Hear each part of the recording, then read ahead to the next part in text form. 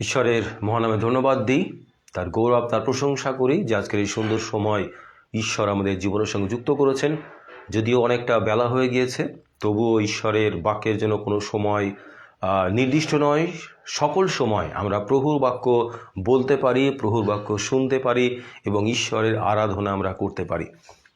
আর প্রচারের পূর্বে সকলের কাছে একটি অনুরোধ আমি করব যে উপরে স্ক্রিনে আমার ইউটিউব চ্যানেলের লিংক দেওয়া রয়েছে।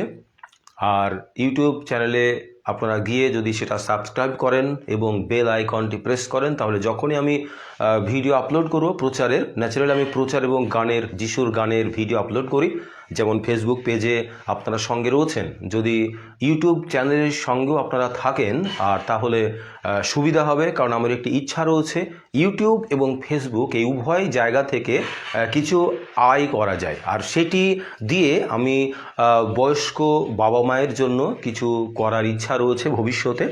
আর সেই জন্য আপনারা যেমন ফেসবুক পেজে আমাকে সহযোগিতা করছেন, ইউটিউব চ্যানেলে গিয়ে যদি সেটা সাবস্ক্রাইব করেন, শেয়ার করেন এবং বেল আইকনটি প্রেস করেন, তাহলে সুবিধা হয় ভবিষ্যতে যে কাজকর্ম আমার করার ইচ্ছা রয়েছে আর সেগুলো করার জন্য। আজকের যে প্রচার বিষয়, আর সেটি খুব স্বাভাবিক এবং সাধারণ একটি বিষয়, একটি থিম আমি নিয়েছি যেটা সকলের জন্য প্রযোজ্য।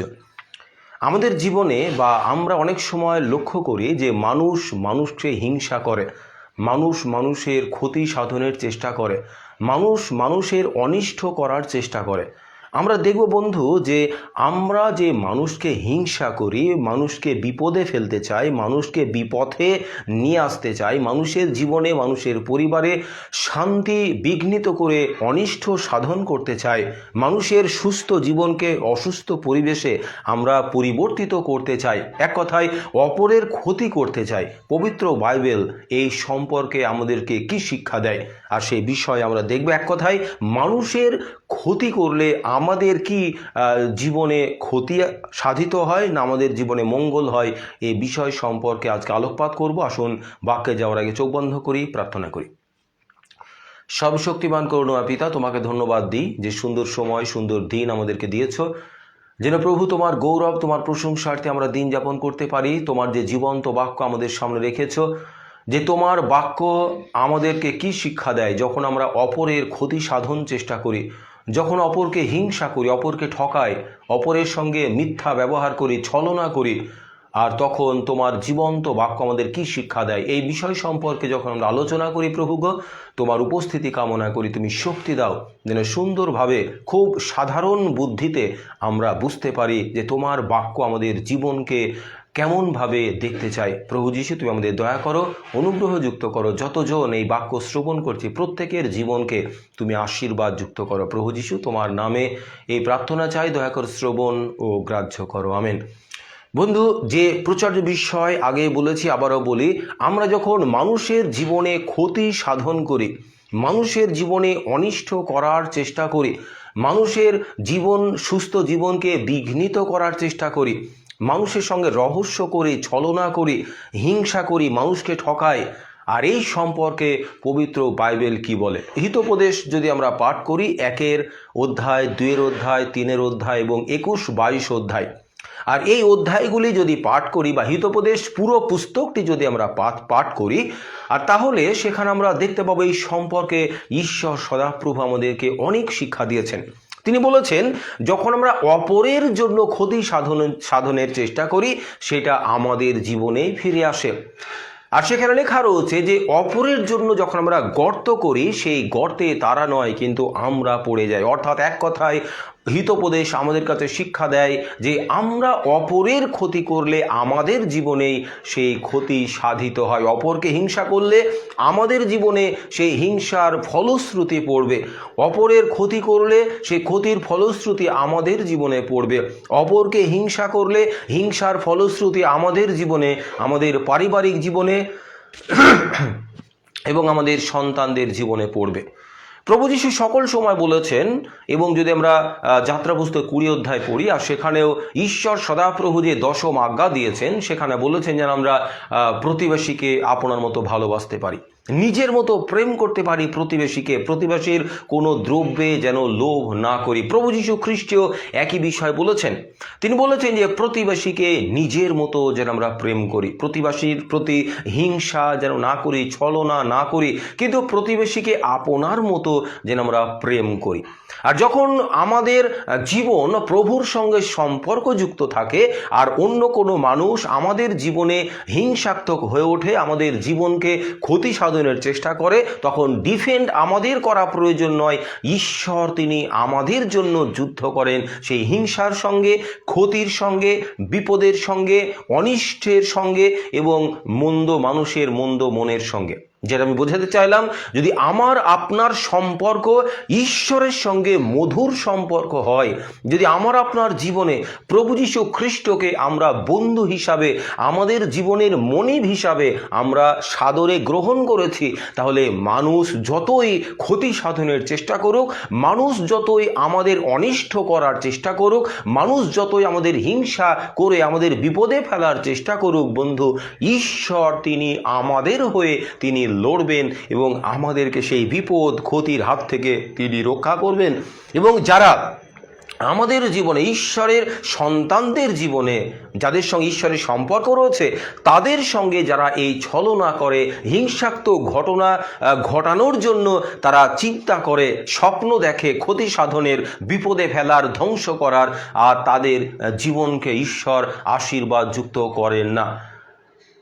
ঈশ্বর তাদেরকে অনুগ্রহের মধ্যে রাখেন না, কারণ তারা ঈশ্বরের সন্তানদের জীবনকে বিঘ্নিত করার চেষ্টা করে। অনেক সময় আমরা মানুষের সঙ্গে ছলনা করে, দেখবেন আমাদের বন্ধুরা যারা আমাদের কাছের মানুষ, আর তারাই দেখবেন আমাদের সঙ্গে ছলনা করে। দেখবেন আপনারা খুব শান্তিতে রয়েছেন, বন্ধু বান্ধব মিলে আনন্দে রয়েছেন, সুগঠিতভাবে কোনো কাজ করার আপনি চেষ্টা করছেন, আর কেউ আপনার সঙ্গে বন্ধুত্ব করবে, আপনার সঙ্গে বন্ধুত্ব করে সে দেখাবে যে আপনার অন্য বন্ধুদের থেকে আর সে অনেক ভালো, অনেক আপন, অনেক ভালো চায়।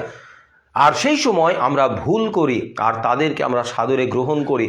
আর সেই সময় দেখা যায় তারা আমার বা আপনার যে কাছের মানুষরা ছিল, আর তাদের সঙ্গে তারা বন্ধুত্ব করে আমাদের নামে অপবাদ রটনা করে, এবং আমাদের কাছের মানুষ যারা আমাদের সঙ্গে ছিল, এই নতুন মানুষটা এসে তাদেরকে দূরে সরিয়ে নিয়ে যায় এবং আমাদের প্রতি একটা হিংসাত্মক বিষয় তারা চেষ্টা করে। মানে কাছের মানুষদের দূরে সরিয়ে নিয়ে যাবে যে মানুষগুলো, আর তাদেরকে চেনা প্রয়োজন রয়েছে। হিতোপদেশ যদি 9 অধ্যায় 6 পদ পাঠ করে লেখা রয়েছে, অবদ্ধের সঙ্গ যেন আমরা ছেড়ে দিতে পারি। হিতোপদেশ 3 অধ্যায় সেখানে লেখা রয়েছে যে আমরা যারা অবধ আমরা জানি, যারা মন্দ আমরা জানি, যারা নোংরা প্রকৃতির আমরা জানি, যারা হিংসাত্মক আমরা জানি, যারা অপরের কোনো দিন ভালো চায় না, ভালো চিন্তা করে না, যারা অপরের ভালো দেখতে পারে না, আমরা জানি। ঈশ্বর সদাপ্রভু বলছেন তাদেরকে দূরে সরিয়ে দাও, তাদেরকে দূরে সরিয়ে দাও। আর যখন তাদেরকে দূরে সরিয়ে দেবে, তোমাদের পরিবারে শান্তি থাকবে, আনন্দ থাকবে, উন্নতি থাকবে। খুব সাধারণ একটি উদাহরণ, একটি পচা মাছ আপনি বাড়িতে সুন্দর করে আপনি রেখে দিয়েছেন, আপনি পরিবারে টিকতে পারবেন? ঘরে আপনি থাকতে পারবেন না যতক্ষণ সেই পচা মাছ আপনার বাড়ির মধ্যে থাকবে, ঘরের মধ্যে থাকবে। আর সারা ঘরের যতই আপনি আনন্দ করার চেষ্টা করুন, যতই আপনি উৎসব করার চেষ্টা করুন, উল্লাস করার চেষ্টা করুন, শান্তিতে থাকার চেষ্টা করুন, সেই গন্ধ, পচা মাছের গন্ধ আপনার শান্তি বিঘ্নিত করবে। এই অবোধ বন্ধুরা, যারা হিংসাত্মক বন্ধুরা, যারা রহস্য করে, ছলনা করে, যারা লোক ঠকায়, এরা ওই পচা মাছের মতো। আপনি যতই তাদের সুন্দর করে বন্ধু বানিয়ে ঘরে রেখে দিন না কেন, যতই আপনি তাদের সঙ্গে ভালো ব্যবহার করুন না কেন, তাদের যে পচা গন্ধ রয়েছে, তাদের অন্তরের মানুষটাও পচা। তারা ওই চুনকাম করা কবরের মতো, ওপরে সুন্দর সাজানো, ভিতরে নোংরা পচা মাংস, গলা মাংস রয়েছে, এই পচা মাছের মতো। আর তারা আপনার জীবনকে নষ্ট করে দেবে। হিতোপদেশ 3 অধ্যায় ভালো করে পড়বেন, আর সেখানে ঈশ্বর সদাপ্রভু বলছেন যারা নির্বোধ মানুষ, যারা এই পচার মতো, যারা দুর্গন্ধযুক্ত, যারা অসৎ, যারা ছলনা করে, যারা মানুষের জীবন নিয়ে হিংসা করে, খেলা করে, ছলনা করে, আর রহস্যের জীবন যারা বেছে নেয়, মানুষের জীবনকে ক্ষতি সাধনের চেষ্টা করে, যারা অপরের কোনো দিন কোনো সময় ভালো চায় না, আর সেই সকল মানুষদেরকে ঈশ্বর বলছেন দূরে সরিয়ে রাখো। যেমন পচা মাছ আপনার পরিবারে সাজিয়ে গুছিয়ে রাখলেও আপনার পরিবেশ দুর্গন্ধযুক্ত করবে, তেমনি এই অবোধ মানুষগুলো, এই পচা মনের মানুষগুলো, এই অসৎ মানুষগুলো যদি আপনি যতই ভালোবেসে তাদেরকে রাখেন, তাদের পচা দুর্গন্ধ আপনার সুস্থ পরিবেশকে অসুস্থ করে দেবে। আমরা ছলনা করি, আমরা রহস্য করি, লোক ঠকাই, আর আমরা ভাবি কেউ বুঝতে পারছে না। আমার জীবনেও এরকম হয়, আপনার জীবনেও নিশ্চয় এরকম হয়। দেখবেন কাছের মানুষরাই আপনাকে ধাক্কা দিয়ে গর্তে ফেলে দেওয়ার চেষ্টা করবে, কিন্তু তাদের কোনো দিন ভালো হয় না, কারণ ঈশ্বর বলছেন যারা অপরের ক্ষতি সাধনের চেষ্টা করে আর তাদের কোনো দিন ভালো হয় না। একটি গল্প বলি, যে গল্পের মধ্যে থেকে আমরা দেখব যে কেমন করে আমরা মানুষকে ভালোবেসে তার মধ্য থেকে মানুষকে ঠকায়।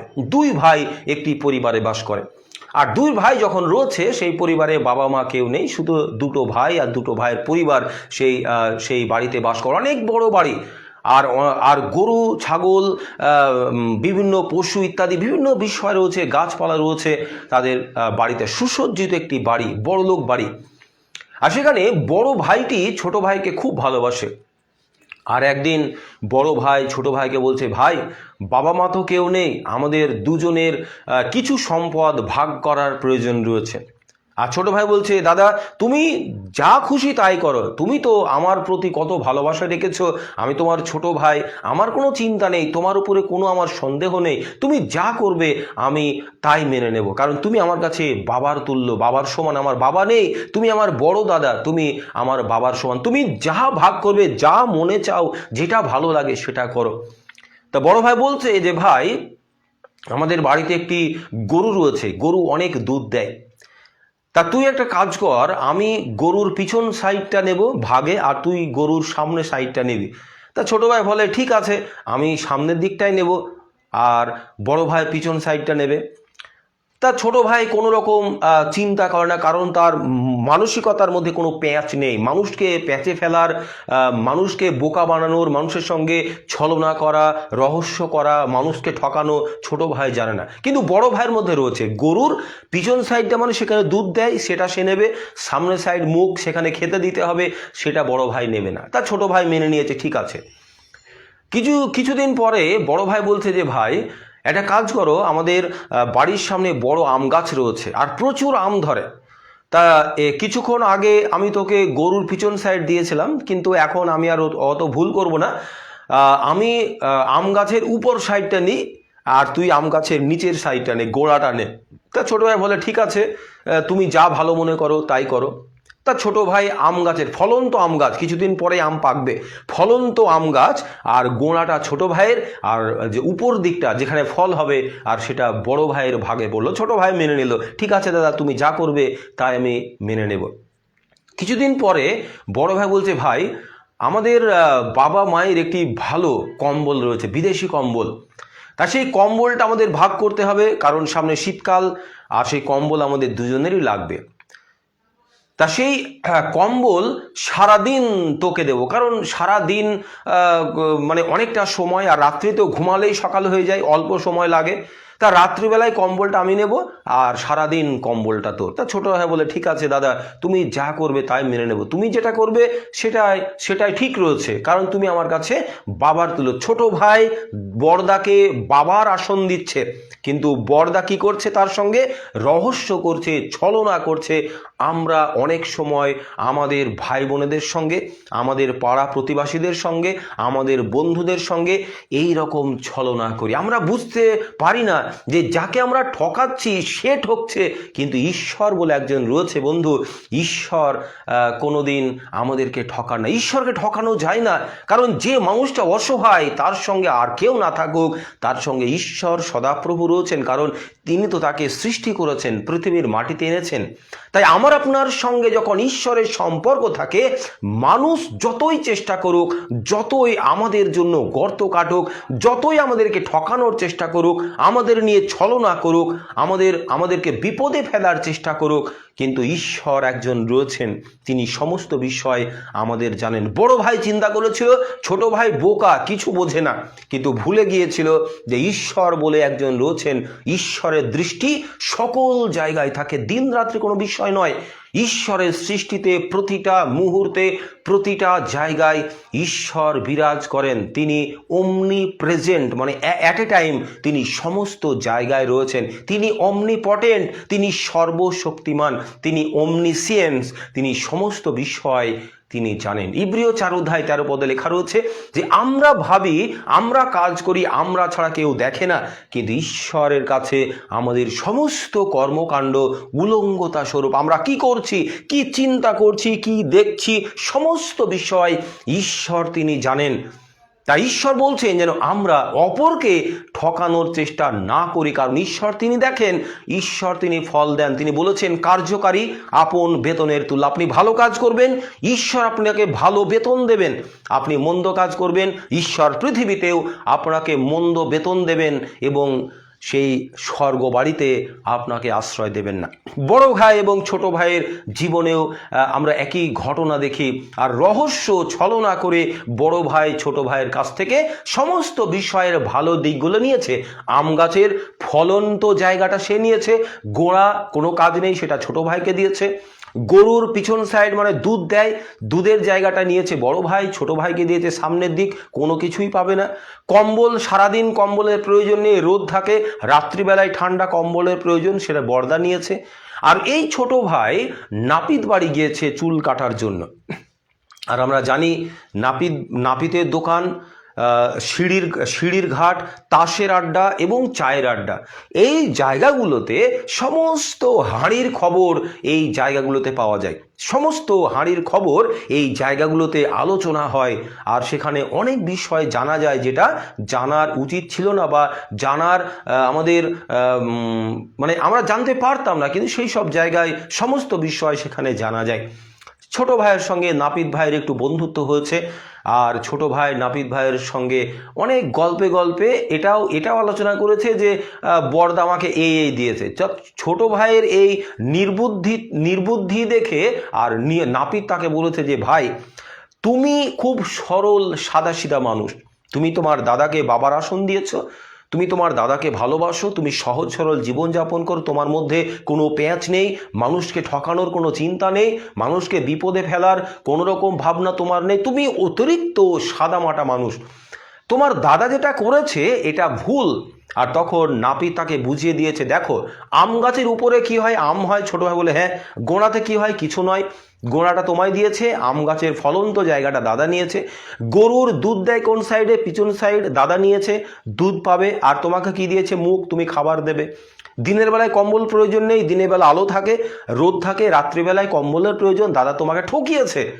আর সেই ছোট ভাইয়ের মনে সেই বিষয় উদয় হয়েছে, তাই তো আমি দাদাকে এত ভালোবাসি, এত শ্রদ্ধা করি, দাদা আমার সঙ্গে শেষে এই ছলনা করলো, রহস্য করলো, আমার সঙ্গে খেলা করলো, আর এ কেমন অন্যায় অবিচার আমার দাদা করেছে। নাপিত ভাই আর তাকে বুদ্ধি দিয়েছে যে তুমি বাড়ি গিয়ে এই বিষয়গুলি করবে। তার ছোট ভাই বাড়িতে গিয়েছে, বাড়িতে গিয়ে আম গাছের গোড়াতে সে কুড়ুল চালাতে শুরু করেছে। আম গাছের ফল তখন ছোট ছোট, কিছুদিন পরে আম পাকবে, আর গোড়াতে কুড়ুল চালাচ্ছে। দাদা বলছে, আরে কি করছিস, আম গাছের ফল ভর্তি রয়েছে আর তুই গোড়ায় কুড়ুল মারছিস, আর কদিন পরে আম পাকবে, কত টাকা লস হবে জানিস। তার ছোট ভাই বলছে, দাদা তুমিই তো আমাকে বলেছিলে যে উপর দিকটা তোমার, গোড়াটা আমার, তাই আমার দিক আমার প্রয়োজন নেই, এখানে এই আম গাছের গোড়া রেখে প্রয়োজন নেই, বাড়িটা নোংরা হয়, তাই আমার গাছের গোড়া যেটা তুমি আমায় ভাগে দিয়েছো, আমি সেই গোড়ায় কুড়ুল চালাচ্ছি, এটা তোমার নয়, তোমার বুদ্ধিতেই বলছি, এই গোড়াটা আমার, আগাটা তোমার, আমি উপরে তো কোনো কিছু করছি না, কোনো আম পাড়ছি না, কোনো ডাল কাটছি না, কোনো কিছুই করছি না, আমি শুধু তুমি যে আমাকে গোড়া দিয়েছো, আমি গোড়াতে কুড়ুল চালাচ্ছি। তা বড়দা বলছে, ভাই আমার ভুল হয়ে গিয়েছে। বড়দা বুঝতে পেরেছে যে ছোট ভাই তার রহস্যের খেলা ধরে ফেলেছে, কারণ ঈশ্বর নাপিতের মাধ্যমে ছোট ভাইকে বুদ্ধি খুলে দিয়েছেন। আমাদের জীবনেও ঈশ্বর মানুষের মধ্য থেকে বুদ্ধি খুলে দেন। মানুষ যদি আমাদের নির্বোধ ভাবে, মানুষ ভুল করছে, কারণ আমাদেরকে দেখার জন্য ঈশ্বরের দৃষ্টি রয়েছে। যদি আমরা ঈশ্বরের সঙ্গে ভালো সম্পর্ক রেখেছি, মানুষের কাছে ভালো হওয়ার প্রয়োজন নেই। আমি সবসময় বলি, মানুষ যদি মানুষকে ব্যবহার করে কয়েক মুহূর্তের জন্য, আর ঈশ্বর যদি মানুষকে ব্যবহার করেন, ঈশ্বর যতদিন চাইবেন। মানুষ যে চেয়ারটা আজকে দেবে কালকে কেড়ে নেবে, কিন্তু ঈশ্বর যে চেয়ারটা আপনাকে দেবেন সে চেয়ার মানুষ কোনোদিন কাটবে, মানে কে কাটতে পারবে না। ঈশ্বরের সঙ্গে যদি আপনার ব্যবহার, আপনার যে সম্পর্ক যদি মধুর থাকে। কিছুক্ষণ পরে বড় ভাই যখন অন্য কাজ করছে, আর সে কি করেছে, ছোট ভাইটা গিয়েছে আর গরুটা বাঁধা রয়েছে। অন্য কাজ করতে করতে বড় ভাই এসছে গরুর দুধ দুইতে, আর গরুর 4টে পা যেমন বাঁধে, আর বেঁধে পিছনে বালতি নিয়ে বড়দা দুধ দুইছে। আর ছোট ভাই কি করেছে, কারণ গরুর সামনের সাইডটা ছোট ভাইয়ের, পিছন সাইড বড়দা দুধ দুইছে পিছন সাইডে। আর ছোট ভাই গরুর সামনে বসে একটি কুঞ্চি নিয়ে আর গরুর মুখে সে মারছে। আর গরুর মুখে যখন সে কুঞ্চি দিয়ে মারছে আর গরু হাত পা ছড়াচ্ছে, দুধের বালতি পড়ে যাচ্ছে। আর বড় ভাই বলছে, ভাই ভুল হয়ে গিয়েছে, আমি তোর সঙ্গে ভালো ব্যবহার করি, আমি ছলনা করেছি, আমাকে ক্ষমা করে দে, এই গরুর দুধ দুইতে দে, যা দুধ হবে আমি আর তুই দুই ভাই ভাগ করে নেব। তা ছোট ভাই বলে ঠিক আছে। যখন সন্ধ্যা হয়েছে আর বড়দার ঠান্ডা লাগছে, বড়দা খুঁজছে যে ভাই সারাদিন তো কম্বলটা তোর ছিল, রাত্রিবেলায় আমার ভাগের কম্বলটা কই? আর ছোট ভাই বলছে যে দাদা, আমি এই কদিন চিন্তা করলাম যে আমি অনেক কদিন কম্বলটা ব্যবহার করলাম আর নোংরা হয়ে গিয়েছে, তুই তো রাত্রিবেলায় ব্যবহার করবি, তাই আমি ওটা জলে ডুবিয়ে দিয়েছি। আর বড়দা বুঝতে পেরেছে যে ছোট ভাইয়ের বুদ্ধি খুলেছে, আর ছোট ভাই তার রহস্য ধরে ফেলেছে, তার ছলনা, এতদিন যে ছলনা করেছে বড়দা ছোট ভাইয়ের সঙ্গে। আর ছোট ভাই বুঝতে পেরেছে। বড় ভাই কান্নাকাটি করে বলছে, ভাই আমি বড্ড ভুল করেছি তোর সঙ্গে রহস্য করে, ছলনা করে, আর আমি এই ভুল করব না। আয় আমরা দুই ভাই মিলে মিশে থাকি। বন্ধু, আমরাও কি অনেক সময় আমাদের ভাই বোনেদের সঙ্গে, আমাদের পাড়া প্রতিবেশীর সঙ্গে এইরকম ছলনা করি, রহস্য করি, আর আমরা ভাবি যে কেউ হয়তো বুঝতে পারছে না। বন্ধু, ঈশ্বর মানুষের মধ্য থেকে, তার বাক্যের মধ্য থেকে আমাদের অন্ধচক্ষু খুলে দেবেন। যেমন এই ছোট ভাইয়ের অন্ধচক্ষু খুলে দিয়েছিলেন ঈশ্বর নাপিতের মাধ্যমে, আর ছোট ভাই বুঝতে পেরেছিল যে তার সঙ্গে কি হচ্ছে। ঈশ্বরের সঙ্গে যদি আপনার ব্যবহার সঠিক থাকে, মধুর থাকে, ঈশ্বর আমাদেরকে তিনি বাঁচাবেন ঢালের মতো। আর মানুষ যারা আমাদের বিপদের চেষ্টা করে, যদি এটা উল্টোও হয়, আমরা যদি মানুষের বিপদের চেষ্টা করে, মানুষকে সমস্যায় ফেলার চেষ্টা করে, মানুষের সঙ্গে রহস্য করি, ছলনা করি, আর কেউ দেখুক কি না দেখুক, আর কেউ বুঝতে পারুক কি না পারুক, ঈশ্বর তিনি বুঝতে পারেন, ঈশ্বর তিনি দেখেন, এবং যেমন কাজ আপনি করব তেমনি ফল আমরা পাবো। তবে এটি মনে রাখার প্রয়োজন রয়েছে, হিতোপদেশ 1 অধ্যায়, 2 অধ্যায়, 3 অধ্যায়, 21 এবং 22 অধ্যায় পড়বেন। বিশেষ করে 3 অধ্যায় হিতোপদেশ লেখা রয়েছে যে আমরা যখন অপরের ক্ষতি সাধনের চেষ্টা করি, সেই ক্ষতিতে আমরা পড়ে যাই। আমরা যখন অপরের জীবনকে ধ্বংস করার চেষ্টা করি, সেই ধ্বংস আমরা হই। অপরের জন্য যখন আমরা বিপদের গর্ত খুঁড়ি, সেই গর্তের মধ্যে আমরা পড়ে যাই।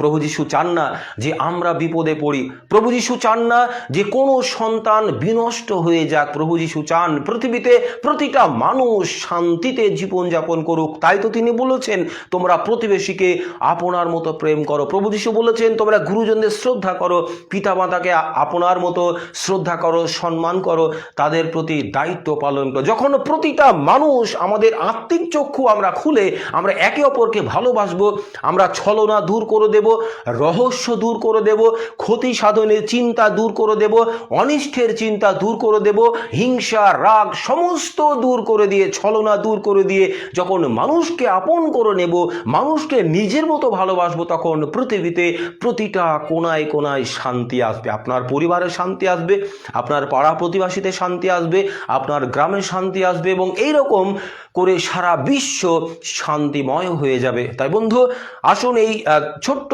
সময়ে ছোট একটি গল্পের মধ্য থেকে হলেও যে মূল শিক্ষা আমরা লাভ করলাম যে আমরা মানুষের প্রতি ছলনা করে, মানুষের সঙ্গে রহস্য করে, মানুষকে বিপদে ফেলার চেষ্টা করে কোনোদিন আমরা সুখে থাকতে পারি না।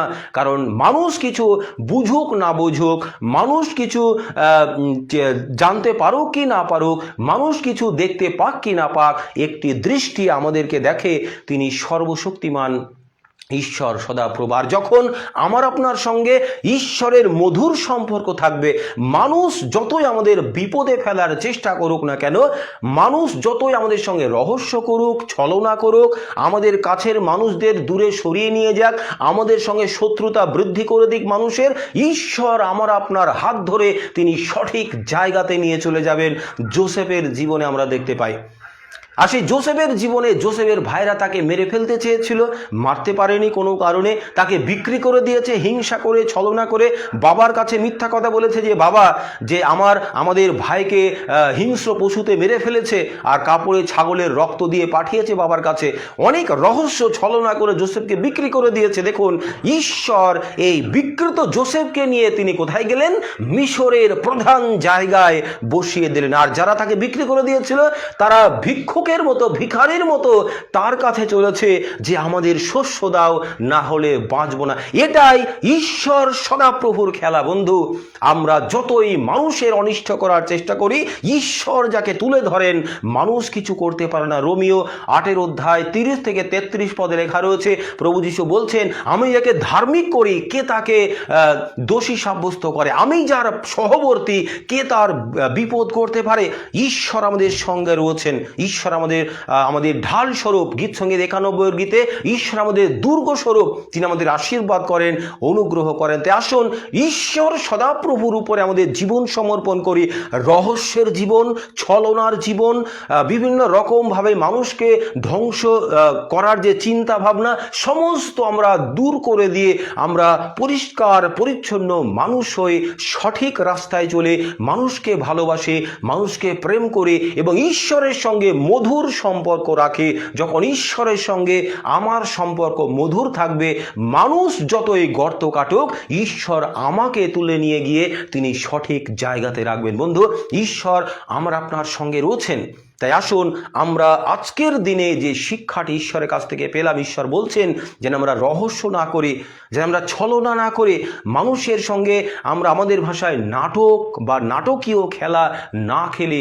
কারণ ঈশ্বরের দৃষ্টিতে আমাদের সমস্ত কর্মকাণ্ড উলঙ্গতা স্বরূপ। আমরা যেভাবে মাপব ঈশ্বর সেভাবে তিনি ফল দেবেন। তিনি বলেছেন যারা কাজ করে তারা বেতন পাবে। আপনি যদি ভালো কাজ করেন, ঈশ্বর আপনাকে ভালো বেতন দেবেন, যে বেতন আপনার জন্য, আপনার পরিবারের জন্য মঙ্গল, বংশ পরম্পরায় তিনি উত্তম সাধন করবেন আপনার আমার জীবনে, আপনার আমার পরিবারে।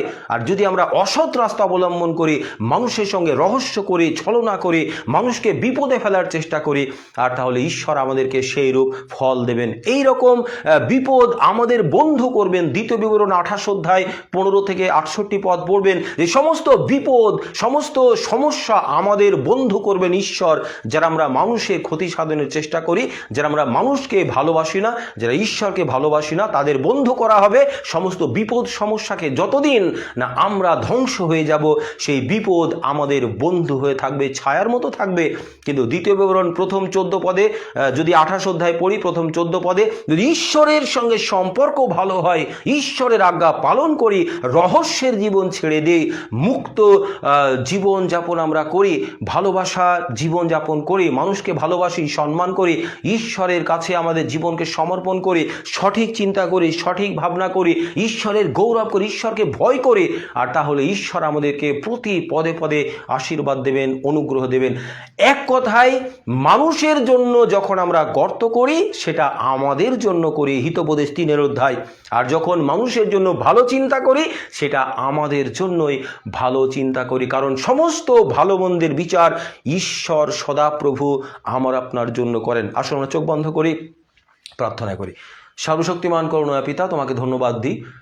তোমার জীবন্ত বাক্য থেকে আমরা শিক্ষা পেলাম প্রভু, যেন আমরা কারো অনিষ্ট সাধনের চেষ্টা না করি, আমরা অনেক সময় ছলনা করি, হিংসা করি, রহস্যের জীবনযাপন করি, মানুষের চোখে ধুলো দিয়ে তাদের বন্ধু হয়ে আমরা প্রবেশ করি, তাদের বন্ধুদের মধ্যে আমরা বিভেদ জন্মাই এবং সকলের মধ্যে শত্রুতা করে আমরা মানুষের অনিষ্ট সাধনের চিন্তা করি এবং আমাদের ভালো জায়গা পাওয়ার চিন্তা করি। কিন্তু প্রভু গো, তুমি বলেছো যখন আমরা অপরের জন্য গর্ত করি, অপরের ক্ষতি সাধনের চেষ্টা করি, আর তুমি সেই পাশা উল্টে দাও, সেই বিপদের মধ্যে আমরা পড়ি, সেই গর্ত যেটা অপরের জন্য ছিল সেটা আমরা পড়ে যাই। তাই প্রভু গো, তুমি আশীর্বাদ দাও যেন আমরা অপরের ক্ষতি সাধন না করে অপরের ভালো চিন্তা করতে পারি। রহস্যের জীবন, ছলনার জীবন আমরা দূর করে দিয়ে আমরা সাদামাটা জীবনযাপন করতে পারি। কারণ সমস্ত বিষয় যা আমরা করি গোপনে বা সদস্যে সব তুমি জানো, সকলের বিচারক তুমি। তাই তুমি আশীর্বাদ দাও, প্রত্যেকের ভালো করো, প্রত্যেকের মঙ্গল করো, প্রত্যেকের মনোবাঞ্ছা তুমি পূর্ণ করো। প্রভু যিশু, তোমার নামে প্রার্থনা চাইলাম, দয়া করে শ্রবণ